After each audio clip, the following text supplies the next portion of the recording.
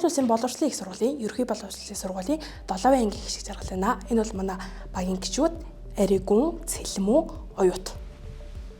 Манай төслийн зорилго бол бид их дэлхийгээ харилж байгаль орчноо хамгаалж хаягдал тосоор лаа хийж байна. За манай лагийн орц бол өөхөнд бол орлон байдаг. Тэр нь болохоор манай багийн онцлог, өөхөнд орл тэгээд урамлын тул орлон байдаг. Урамлын тул нь ашиглан тул байдаг.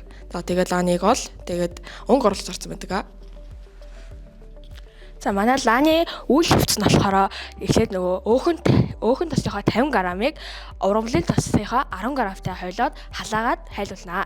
За тэгснийхээ дараа савн дотроо лааныхаа голыг халуун цаваагаар наагаад дараа нь хайлуулсан тосон дээрээ хайлуулсан тосоо савндаа хийгээд тэгээд царцлалтанд хүлээгээд одоо чимэглэлээ тавиад тэгээд эколаа маань бэлэн болно. Анхаарах зүйлс нь лага болгоомжтой хийхгүй бод асар тохиолдол байгаа. Тэгээд голын нарийн утсаар хийж болохгүй учир нь лаа нь асахгүй. Тийм болохоор зориултын утас юм уу эсвэл бүдүүн утсаар хийж болно.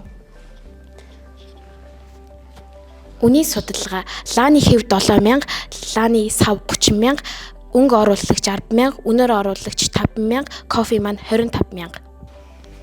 Ер нь бол жоохон санаагаа олоход бас дээрэс нь лага ер нь хийхэд гэх юм уу ингээд яаж хийхээ мэдэхгүй хамгийн гол нь химийн холбогдолтой хийн гэхээр бас жоохон хэцүү санагдаад тэгээд ер нь ингээд багшийнхаа туслалцаатай ингээд хийсэн байгаа.